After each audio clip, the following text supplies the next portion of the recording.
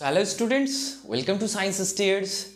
আজকের ভেক্টরের তৃতীয় ভিডিওতে আমি তোমাদের সঙ্গে আলোচনা করব ভেক্টর যোগের সামন্তরিক সূত্র।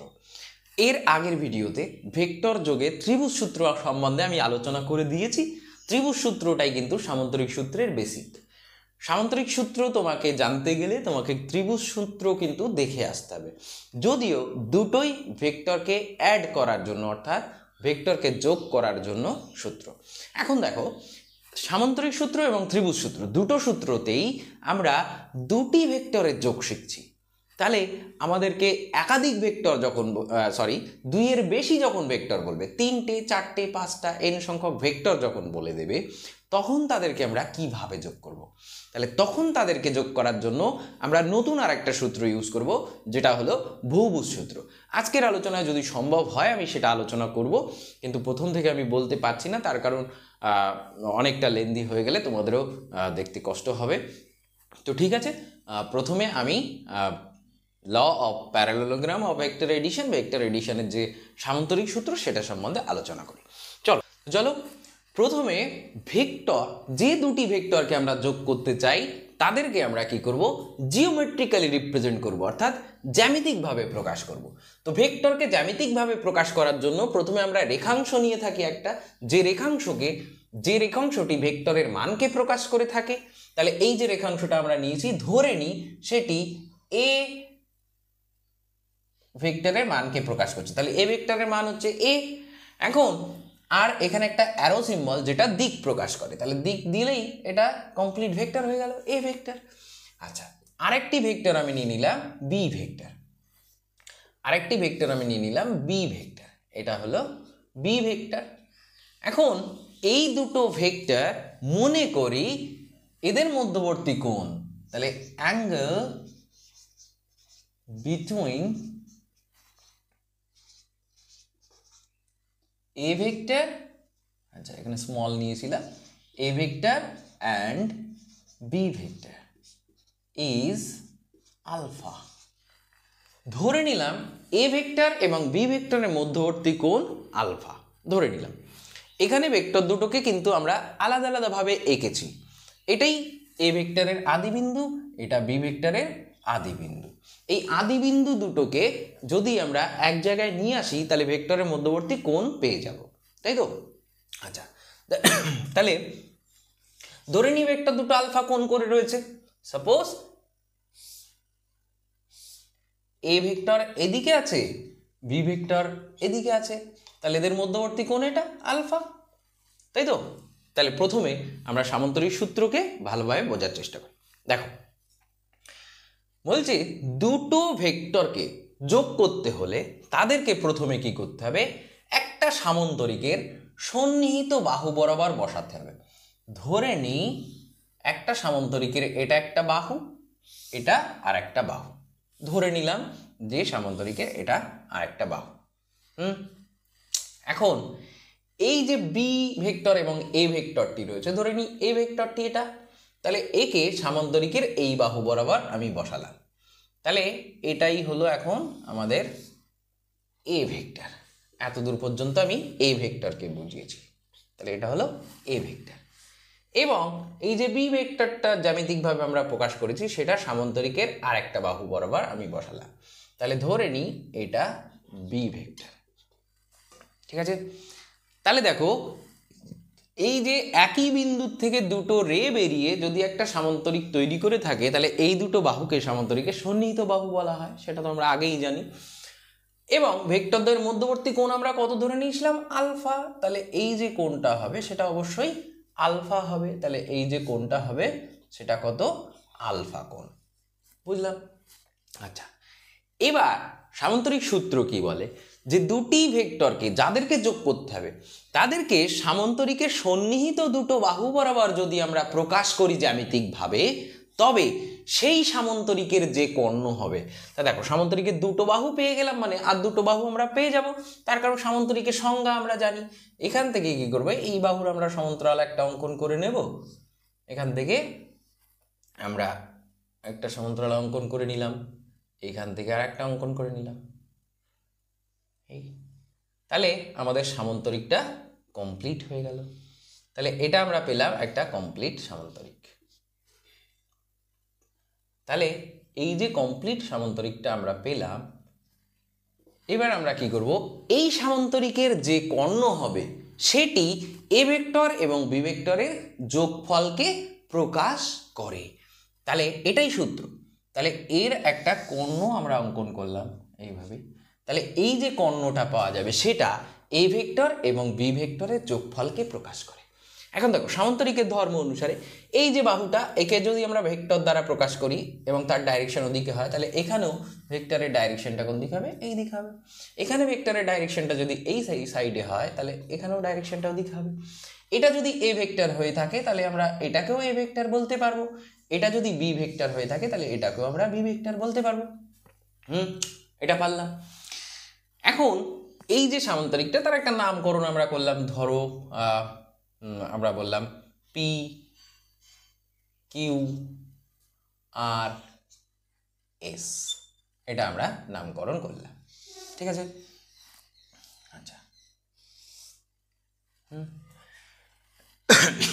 এবার দেখো, তাহলে এই যে পি আরটা রয়েছে সেটা এই এ ভেক্টর এবং বি ভেক্টরের যোগফলকে প্রকাশ করবে। অর্থাৎ আমরা আবার একবার বলে দিই যে দুটি ভেক্টরকে যাদেরকে যোগ করতে হবে, সেই দুটি ভেক্টরকে একটি সামান্তরিকের সন্নিহিত বাহু বরাবর বসালে সেই সামান্তরিকের কর্ণ ভেক্টর দুটির যোগফলকে প্রকাশ করে। অর্থাৎ এখানে পি আর ভেক্টর যেটা রয়েছে সেটাই এ ভেক্টর এবং বি ভেক্টরের যোগফলকে প্রকাশ করবে। ঠিক আছে? আগেই তোমরা ত্রিভুজ সূত্র সম্বন্ধে শিখে এসছো, আগের ভিডিওতে তোমরা দেখে নিয়েছো। তাহলে এখন তোমরা দেখো, যদি ত্রিভুজ সূত্র মোতাবেক আমরা ভাবি, তাহলে এই যে ট্রায়াঙ্গেলটা আছে, ট্রায়াঙ্গেল পি আর এস, এই ট্রায়াঙ্গেল থেকে আমরা কি দেখতে পাচ্ছি? দেখো, এই ট্রায়াঙ্গেলে দেখো পি এস এবং এস আর দুটো সমক্রমে গৃহীত বাহু, তাই না? Orderly taken side. তাহলে অর্ডারলি টেকেন সাইড কে কে? পি এস এবং এস আর। কিন্তু দেখো পি আর যেটা রয়েছে ওই একই ত্রিভুজের তৃতীয় বাহু, সেটা দেখো অর্ডারলি নেওয়া হয়নি। তাহলে ওটাই অর্ডার মেনটেন করা হয়নি, অর্থাৎ ওটা বিপরীত ক্রমে অপোজিট অর্ডারে নেওয়া হয়েছে, তাই না? তাহলে ত্রিভুজ সূত্র অনুসারে এই যে এই এ ভেক্টর এবং বি ভেক্টরের যোগফলই তো এটা হবে পি আর ভেক্টর, তাই না? তাহলে ধরে নিই আমি যে এই যোগফলটা সি ভেক্টর। তাহলে আমরা বলতে পারি কি? তাহলে আমরা বলতে পারি যে C vector equal to A vector plus B vector. তার কারণ কি?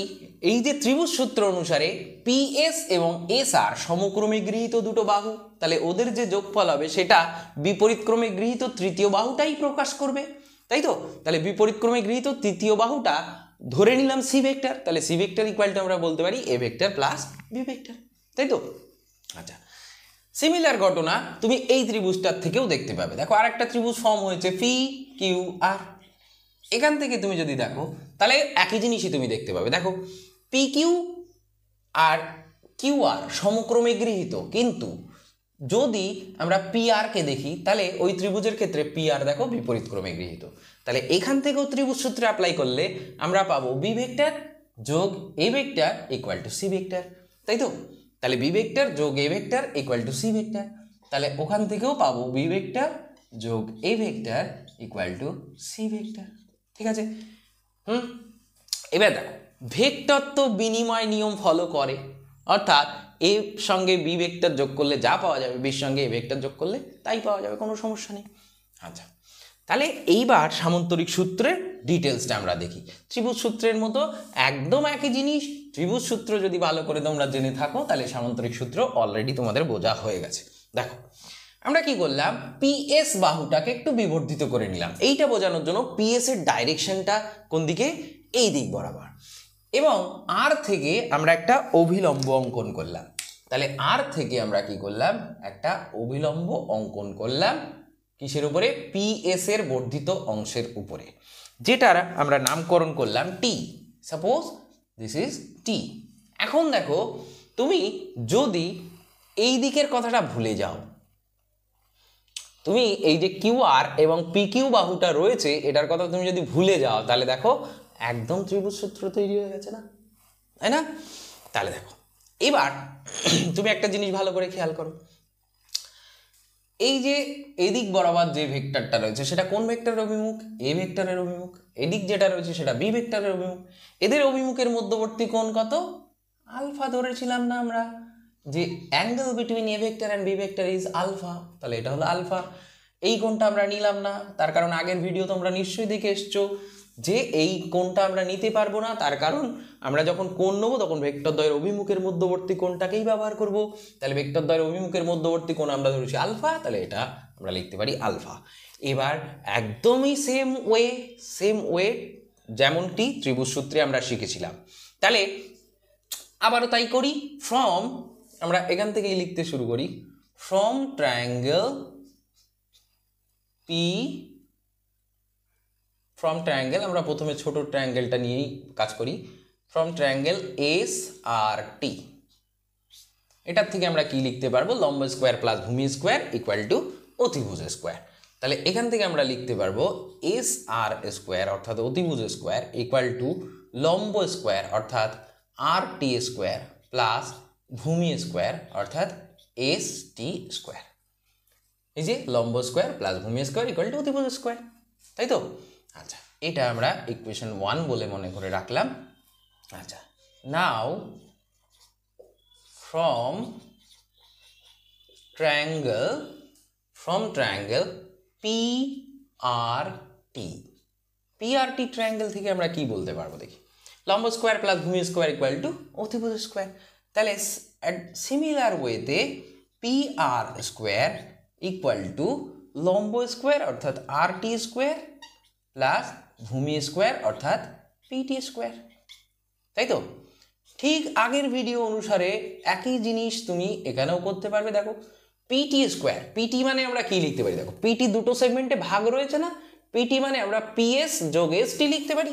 তাহলে এখানে লিখলাম পিএস যোগ এসটি এর হোল স্কোয়ার, তাই তো? তাহলে এটা যদি লিখে থাকি তাহলে এর থেকে আমরা লিখতে পারবো R T square plus S T square, তার মানে কি এখানে সূত্রটা কাজে লাগাচ্ছি, PS square plus 2PS into ST, এটা আমরা বলতে পারি, তাই তো? এবার দেখো 1 নম্বর ইকুয়েশনে তুমি যেটা পেয়েছো R T square plus S T square, R T square plus S T square, ছোট ট্রায়াঙ্গেল থেকে তুমি যেটা পেয়েছিলে সেটাই তো এস আর স্কোয়ার। তাহলে এখান থেকে আমরা লিখতে পারি S R square plus PS square plus 2PS into ST. এবার দেখো এখানে এস আর এর ভ্যালু কত? এস আর এর ভ্যালুটা হচ্ছে বি, তাই তো? কারণ এস আর দ্বারা, এস আর বাহু দ্বারা আমরা বি ভেক্টরকে সূচিত করেছি, বি ভেক্টরের মান কত? বি। আচ্ছা, পিএস বাহু দ্বারা আমরা এ ভেক্টরকে সূচিত করেছি, পিএস বাহুর মান কত? এ, তাই তো? তাহলে পিএস বাহুর মান আমার জানা আছে, এস আর বাহুর মান আমার জানা আছে। তাহলে দেখো এস আর পিএস আমাদের জানা আছে, কিন্তু এই এস টি এই বাহুটার মান তো আমাদের জানা নেই, তাই না? তাহলে এটার মান যদি আমাদের জানা না থাকে তাহলে এইটা আমাদের কি করতে হবে? যা যা ইনফরমেশন আমরা জানি তার রেসপেক্টে আমাদের পরিবর্তন করে নিতে হবে। তাহলে দেখো এখান থেকে যদি আমরা বলতে পারি, বলি কজ অফ ফ্রম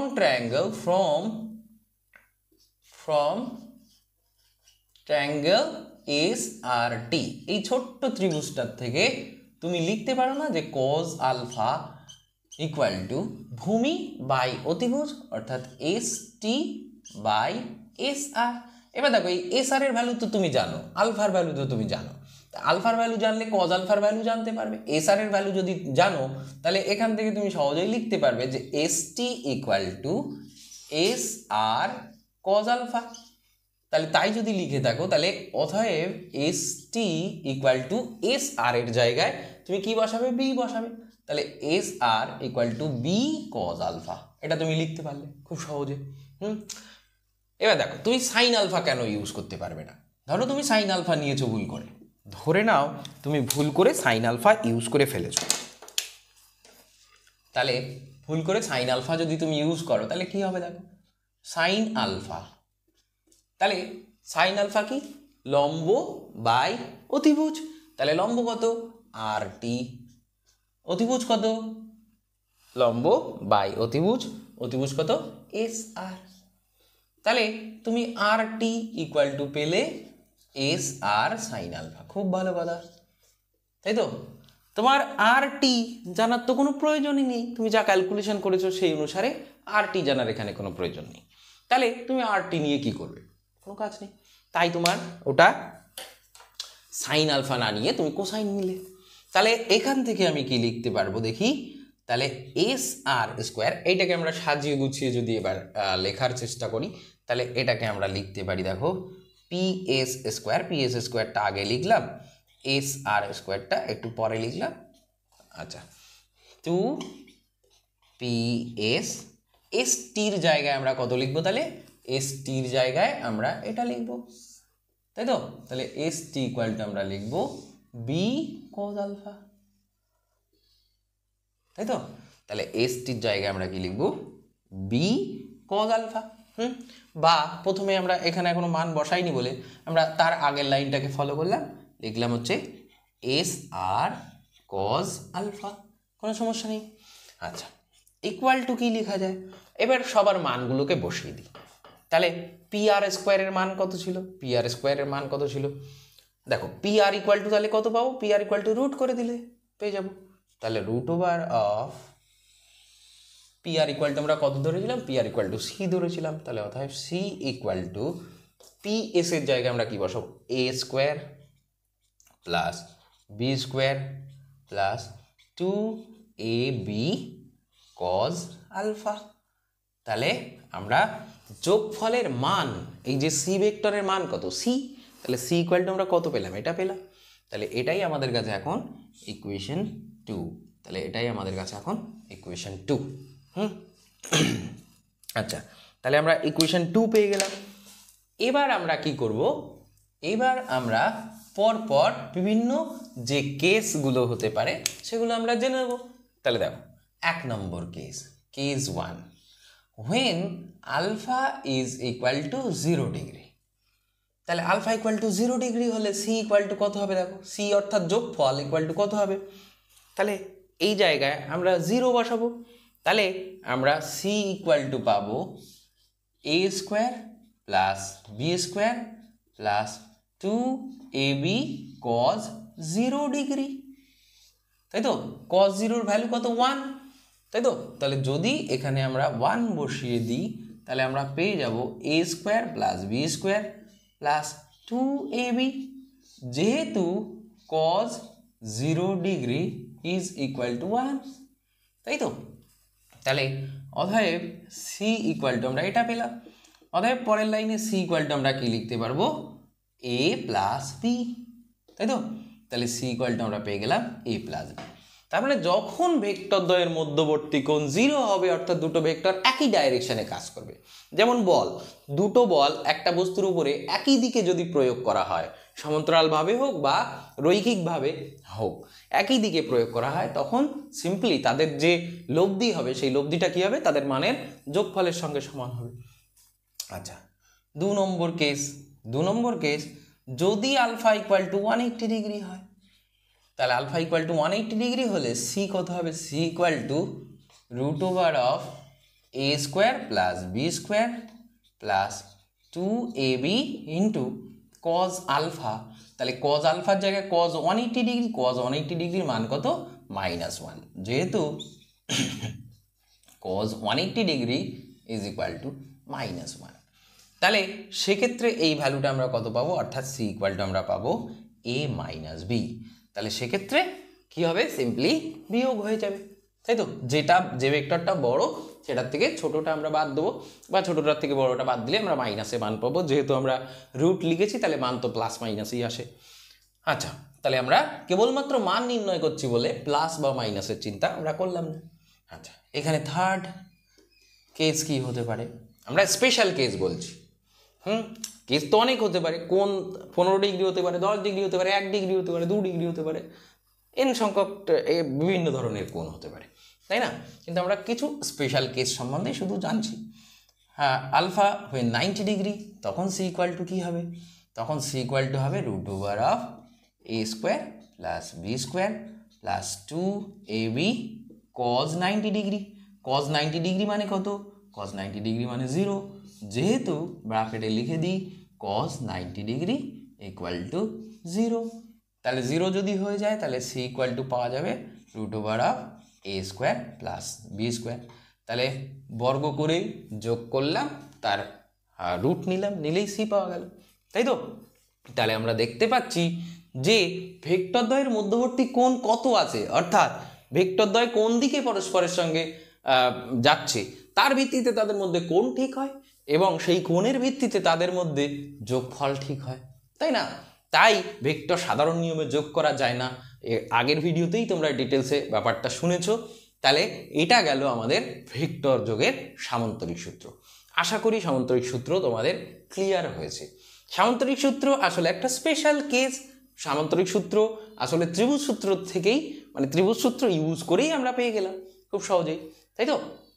এবার আমরা বিভিন্ন ধরনের পরবর্তীতে প্রবলেম যখন সলভ করব তখন আমরা আরও ডিটেলসে বিষয়গুলো সম্বন্ধে ক্লিয়ারলি ধারণা পাবো। যখন তুমি প্রবলেম সলভ করবে তখন তো তোমার থিওরি আরও সুন্দরভাবে ক্লিয়ার হয়ে যাবে। তো ঠিক আছে, এবার আমরা সামান্তরিক সূত্র তো বুঝলাম, আশা করি এত সময় তোমরা টুকে নিয়েছো, না নিয়ে থাকলে ভিডিও পজ করে তোমরা এগুলো টুকে নেবে। আচ্ছা ঠিক আছে, এবার আমরা কি করব? এবার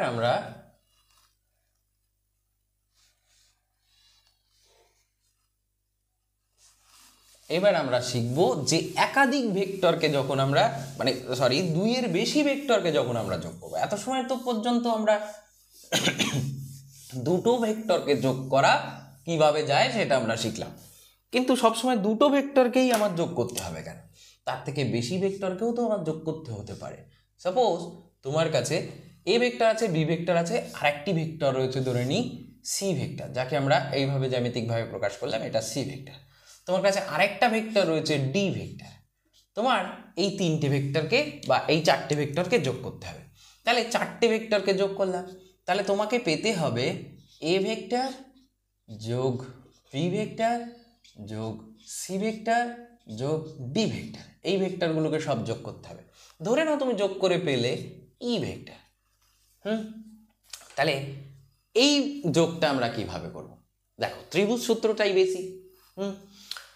যেমন আধান সৃষ্টি হয় ইলেকট্রনের মাল্টিপ্লিকেশন ফর্মে। একটা ইলেকট্রন থাকলে আধান হলো -e, দুটো থাকলে হলো -2e, তিনটে থাকলে হলো -3e, এরকম। তাহলে ইলেকট্রনের মাল্টিপ্লিকেশন মানে মিনিমাম আধানের মাল্টিপ্লিকেশন ফর্মে, অর্থাৎ কোয়ান্টাইজড ফর্মে আমরা আধান পেয়ে থাকি। ঠিক সেরকম ত্রিভুজ সূত্রের কোয়ান্টাইজড ফর্মেই আমরা ল অফ পলিগন পেয়ে যাব, অর্থাৎ ল অফ পলিগন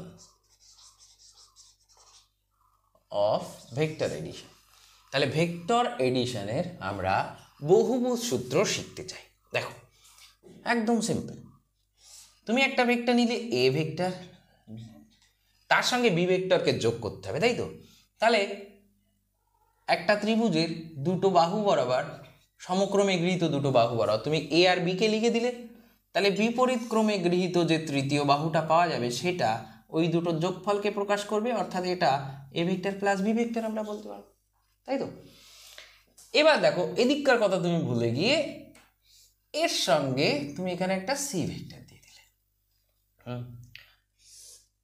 তাহলে এটা হয়ে গেল তোমার সি ভেক্টর। এবার তুমি ভাবো, এই বাহুটা তো এ প্লাস বি ভেক্টরকে প্রকাশ করছে আর এটা সি ভেক্টরকে প্রকাশ করছে। আবার একটা ত্রিভুজের কথা যদি ভাবে, এটা এবং এটা সমক্রমে গৃহীত, তাহলে এটা যদি বিপরীত ক্রমে গ্রহণ করি তাহলে এই দুটো বাহুর যে ভেক্টর দ্বারা সূচিত হয়েছে তাদের যোগফলকে প্রকাশ করবে, অর্থাৎ এটা হবে A vector plus B vector plus C vector, তাই তো? এবার আবার এটা তোমার তিনটে ভেক্টরের যোগফল তুমি এই একটা বাহু দ্বারাই সূচিত করতে পারছো। এর সঙ্গে তুমি আরেকটা বাহু এরকমভাবে জুড়ে দিলে, এর সঙ্গে তুমি আরেকটা বাহু এইভাবে জুড়ে দিলে। তাহলে এই বাহুটা যদি তুমি বলো ডি ভেক্টর, তাহলে দেখো এই বাহুটা এ প্লাস বি প্লাস সি তিনটে ভেক্টর যোগফলকে প্রকাশ করছে, তুমি তার সঙ্গে আরেকটা ভেক্টর এই যে সমক্রমে গৃহীত দুটো বাহু বরাবর প্রকাশ করে দিলে, এবং আরেকটা বাহু এই যে বাহুটা, সেই বাহুটা তুমি বিপরীত ক্রমে নিলে। তাহলে এই যে বাহুটা রয়েছে সেই বাহুটা তুমি বিপরীত ক্রমে গ্রহণ করলে। এই যে তাহলে এটা কি প্রকাশ করবে? এটা এদের সবার যোগফলকে প্রকাশ করবে, অর্থাৎ A vector plus B vector plus C vector plus D vector is equal to E vector. তাই তো? তার মানে দেখো, তুমি একটা বেসিক ত্রিভুজ প্রথমে এ ভেক্টর এবং বি ভেক্টরকে যোগ করে নিয়ে নিলে, তারপর সেই বেসিক ত্রিভুজ থেকেই তুমি পরপর যত খুশি এরকম করে যোগ করতে করতে যেতে পারো, তুমি চাইলে আরও করতে পারো। তাই তো? তাহলে এইটাকে বলা হয় law of polygon of vector addition, vector যোগের কি বহুভুজ সূত্র। তাহলে বহুভুজ সূত্র কি বলে? বহুভুজ সূত্র বলে যদি আমরা দুইয়ের বেশি ভেক্টরকে যোগ করতে চাই তখন আমরা কি করব? তখন আমরা এই বহুভুজ সূত্রটাকে এরকমভাবে ইউজ করব, যেটা আসলে ত্রিভুজ সূত্রেরই একটা, এই যে বললাম এখানে কোয়ান্টামটা হবে ত্রিভুজ সূত্র, তারপর তার মাল্টিপ্লিকেশন ফর্মেই আমরা এটাকে পেয়ে যাব। অর্থাৎ বেসিক ত্রিভুজ সূত্র তুমি যদি জেনে যাও তাহলে ভেক্টর যোগের আর যে সূত্রগুলো রয়েছে তোমার কাছে খুবই ইজি হয়ে যাবে। তাহলে আমরা ভেক্টরের সমস্ত এডিশন রুলগুলোকে কভার করে ফেললাম। এবার নেক্সট ভিডিও অর্থাৎ তৃতীয় ভিডিওতে আমরা আলোচনা করব কিভাবে ভেক্টরের উপাংশে বিভাজন হয়ে থাকে। খুব ইম্পর্টেন্ট পার্ট উপাংশে বিভাজন, তার কারণ তোমাদের যে পরীক্ষা হবে, ফার্স্ট পরীক্ষাটা হবে ইউনিট 6-এর আগ পর্যন্ত, তার গ্র্যাভিটেশনের আগ পর্যন্ত, সেখানে প্রত্যেকটা জায়গায় তোমাদের এই ভেক্টরের কম্পোনেন্ট রেজলিউশন অর্থাৎ ভেক্টরের উপাংশকে কাজে লাগাতেই হবে। এছাড়া প্রজেক্টাইল মোশন আছে, সমস্ত জায়গায় তোমার কাজে লাগাতেই হবে। তো ঠিক আছে, নেক্সট ভিডিওতে আমি উপাংশ বিভাজন সম্বন্ধে আলোচনা করব। তারপর পরপর পুরো ভেক্টরটাকে আমি কভার করে দেব, অতি দ্রুতই কভার করে দেব। ঠিক আছে, আপাতত এই পর্যন্তই। তাহলে দেখা হচ্ছে পরের ভিডিওতে। তাহলে এখানে যদি কোনো ডাউট থাকে তাহলে অবশ্যই কমেন্ট সেকশানে জানাবে। যদি ডাউট নাও থাকে তাহলেও কমেন্ট সেকশানে অন্তত অ্যাপ্রিসিয়েশনটা চাইলে করতে পারো যে না, ক্লাসটা আমার ভালো লেগেছে। ঠিক আছে, তাহলে আমিও মোটিভেশনটা ধরে রাখতে পারবো, পরবর্তী কন্টেন্ট তোমাদের জন্য আনতে পারবো। ঠিক আছে, ভালো থেকো, ভালোভাবে পড়াশোনা করো। তো দেখা হচ্ছে পরের ভিডিও।